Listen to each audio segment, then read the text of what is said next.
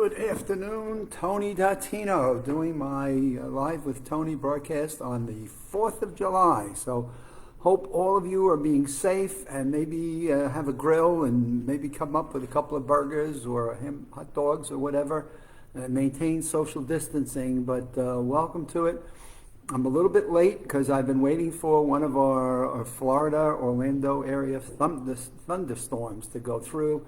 We've had some heavy rain, and it's the lightning bolts that kind of keep me going, and you may still hear the sound of thunder in the background.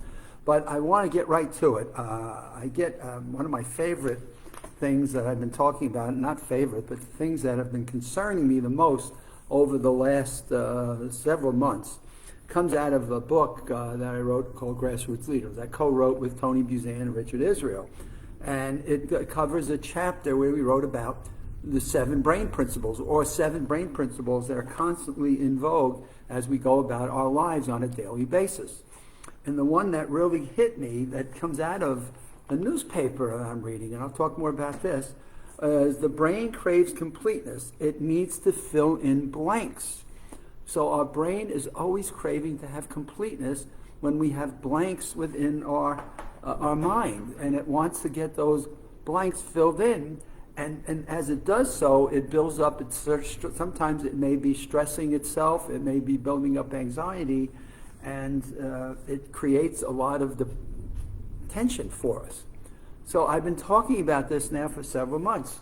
So one of my favorite things that I get to do is every Thursday, I jump in the car and go up to a shopping area, and they have a paper rack, and I have a hook that I pull the rack out with, and I grab a newspaper, which happens to be one of my favorite reads. I look forward to it every week because the reporting in it is just superb. It's a local newspaper, and it really is well done, and it gives you local information, which for me is what I want to be reading and studying about. And it's this case, it's called the Southwest Orange Observer. And I love it. We're destined for greatness, and America is strong. And there's my headlines for this week. And so I'm reading through it, and there was a really great article that was written by a Daniel Hendricks, and it gave me the news I wanted to hear, well written about hospitals and COVID-19. If you know, and anybody's been calling me from the Northeast, it's, God, you guys are in the red zone, and you're a hot spot, and thousands of cases. And here was somebody in this local newspaper that comes out weekly, turns around and writes this article on what we really need to know. Well done.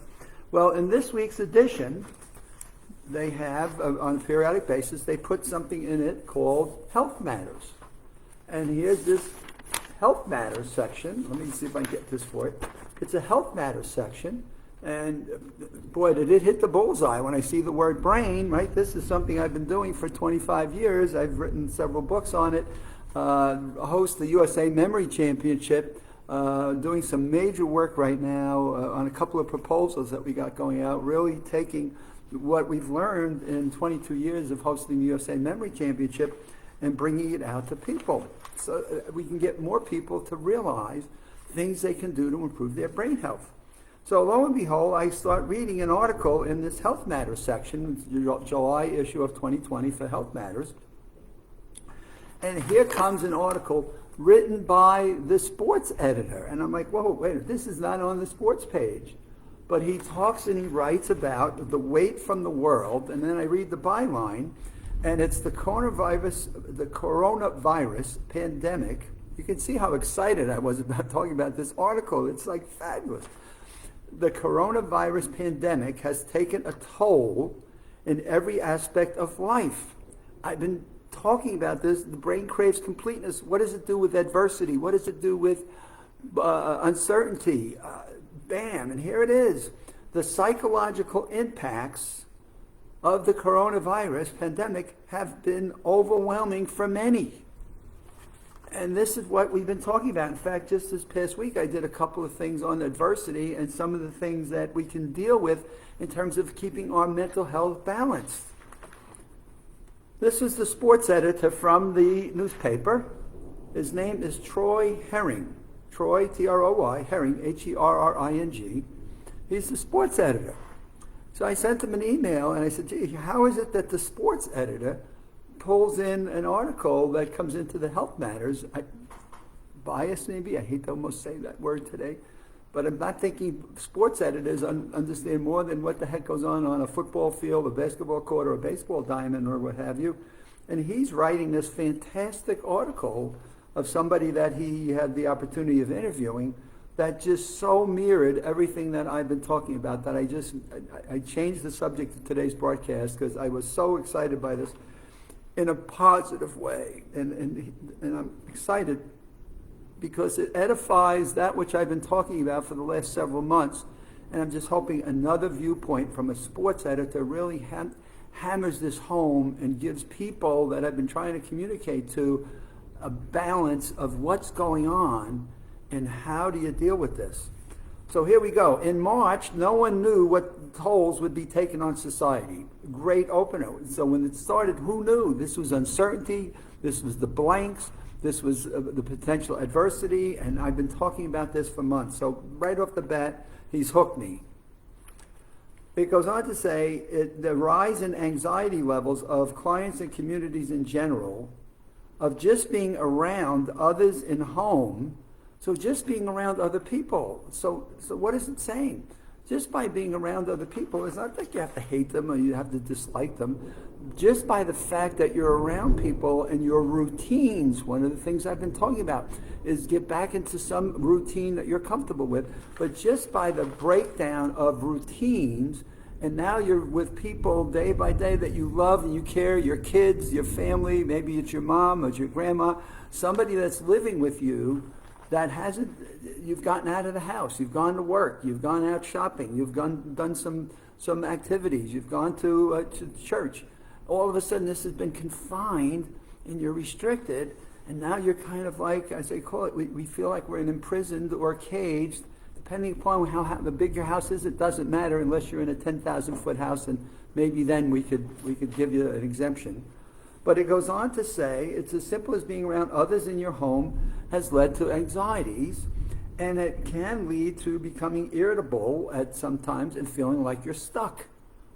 And even when you love people and you've been married, we're just not meant to be with people 24/7. It just isn't that way. And I talk about our need to be socially interactive. And socially interaction, and one of my broadcasts was talking about, boy, you want to have 4 or 5 good friends that when you get into moments of stress and anxiety, you want to be able to reach out to those friends and go have a cup of coffee. Or just maybe in this day and age, go sit in their driveway, and you sit at one end of the driveway, they sit at the other end of the driveway, so you can hop in the car and go spend an hour having a cup of coffee with someone. We socially distance 10 feet plus with people on Saturday evenings, and I have a sangria, we have a beer, a wine, but we're at least socially connecting at least with people. No hugs, no physical touching, very, very rigid. As we're seniors, we're really playing by all the rules. But the fact of the matter is, we want to get out of the house and interact with other people. The stress of being around someone for so long can lead people to being short, a little snappy, a little snippy, you get a little quick, and becoming easily irritable and just having the feeling of not being able to have a freedom or be able to get out and be loose. And what I love about what Troy has written in here is he's normalized this. He's basically saying all of this is okay. We don't have to add to the stress and level of it. And feel like, what we need to do is what? I've been talking about this. Get back into some routine, but find yourself in having some of your own space. And I can't tell you how many people I've talked to who said, well, I can't find an hour to where I'm just alone. I'm saying, find an hour. You have got to find that hour where you are just on your own space. And just, as I say, just think nothing. This morning I was out on our backyard porch that's closed in, and I just stare at the trees. Now they're pine. I love pine trees. So bringing me back into the mountains of New Hampshire or Maine or Vermont, and I just stare at pine trees. And then we have a pond that's off to the left of it, and I look at the birds that fly into it and see what they're doing and whatever. So some days I'll sit there for an hour, some days a half hour, but it's meditation. It just clears my mind. And so how do you get out of this feeling of where you're stuck? Another thing that can help is talk out your feelings. And this is something I've been saying to people. Talk to people. Find that quiet spot where you can just talk, no television. But less news is better. I keep seeing that over and over in my science journals. Less news is better, which is why this is why I love this article that was done in the same newspaper by Daniel Hendricks. In one article, it gave me everything I needed to know for the week. And I don't have to listen to the news and get myself stressed and get the trigger points that go. But here we go. So simply talk out how you're feeling with those around you that you care about. One of the easiest things for people is if you live with people, sit down and have an empathetic dialogue and conversation with everyone who lives together. How empathetic. I did a whole broadcast on empathy and the difference between empathy and compassion. And I go back and listen to one of this week's broadcasts on empathy and what that really means and how you can have these conversations with people and how you can minimize the stresses, anxieties that what Troy is saying in the interview that he did here for this article is it's okay, but now how do we navigate through it? So it's okay to have those feelings and not feel like you're disconnected and you're isolated from the world, but do something about it. Do something about it. Explain your needs and listen to the needs of others. So if you got kids in the family, what are some of their needs? Is there some way you can adapt and address those? So by just being empathetic, listening to people and understanding where their feelings are and where they're coming from could be huge to just seeing where they're coming from. And I've been doing this in one of my broadcasts. I say, meet people that you think you know and just have different conversations, raise different questions about what's going on, where they got experiences in their life that have shaped some of their thinking. And it's been fun. I've been learning things about people that I've known for years, but we're changing the dialogue to one of the tips I gave. Make it a point of finding something new and different about them. There's a woman I see walks by my house every day. She's got her dog say good morning. We stopped a couple of times now, and I find out she actually owns she's here in Florida owning farms in Oklahoma. And she's thinking about watching the price of wheat and whether to sell or buy and what's going to happen on Monday with wheat prices. Here we are in Orlando, Florida. Who's thinking of wheat prices in Oklahoma? It was a fun conversation as to what her thinking is and what she goes through.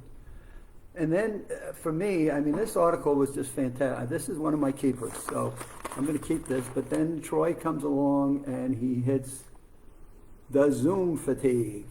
My goodness. I've said all along, as much as Zoom is helping us stay connected to people, the fact of the matter is we can't maintain 6 to 8 people on a Zoom call. One of the things we can pick up so quickly in a room is facial expressions and body language. We know from being in a room who's in, who's out, who's with you, who's not with you, whose arms are folded, whose feet are up, and we lose that on Zoom because we're getting these little square boxes of people's faces. Now, to me, people's faces are crucial experiences. I've learned through the USA Memory Championship how to look at features of people's faces, and you can pick. So when I'm on a Zoom, I can grab people and their interest and what their heads are and what are their eyes going and what is their face looking like, and I can poke back in questions. I've done a couple of college classes in that regard and was able to help some of the students really get outside themselves and some of the dialogue through Zoom.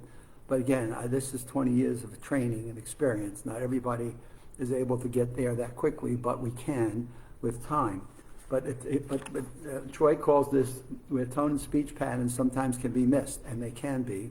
I'm on one yesterday, and there's interruptions, and it's like, Jesus, it was you couldn't get whole sentences in terms of that.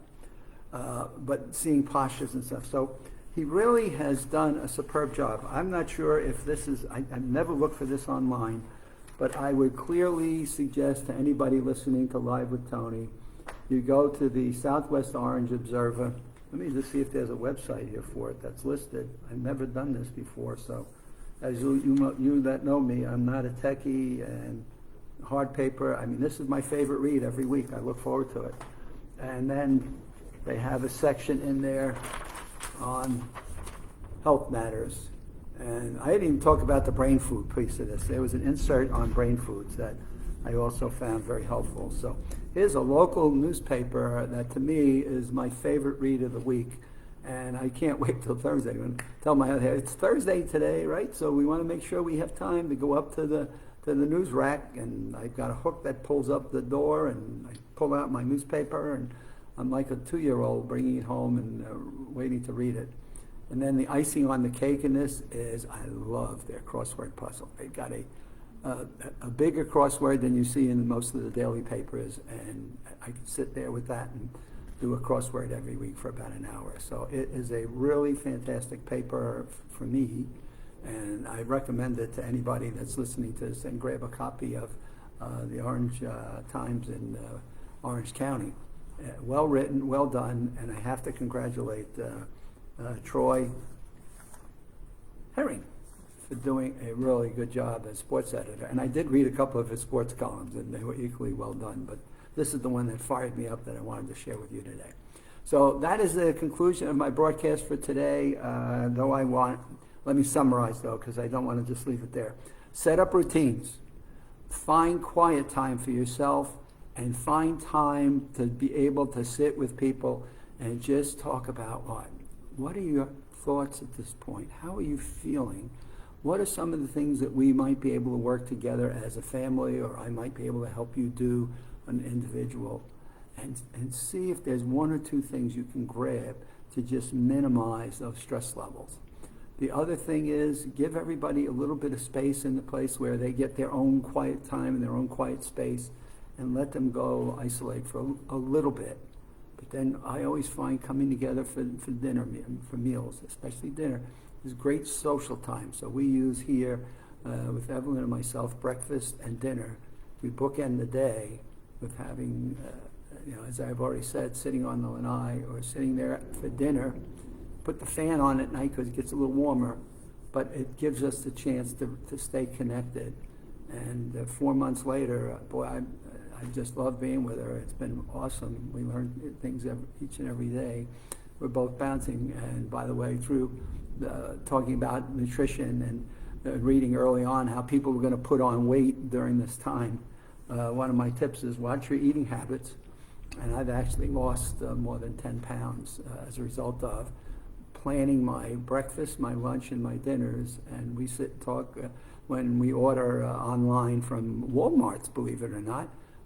We talk about what the menu is for the week. We write it down, and then she orders the food, and we then go pick it up. They pop the trunk open, they throw it in the trunk, and we bring it home. She wipes it all down, and we get another week done. So it's hard to believe it's been 4 weeks, but those are just some of the tips that I want to leave you with today. Have an enjoyable day. If you're barbecuing your hamburgers, hot dogs, bratwurst, whatever, don't overcook them, don't burn them, and maintain social distancing. And then keep those hands washed. Keep your hands away from your face. And we'll see you on Monday. I'm back on Monday at the 7 o'clock hour. Have a good afternoon. And again, any notes, it's adottino@aol.com.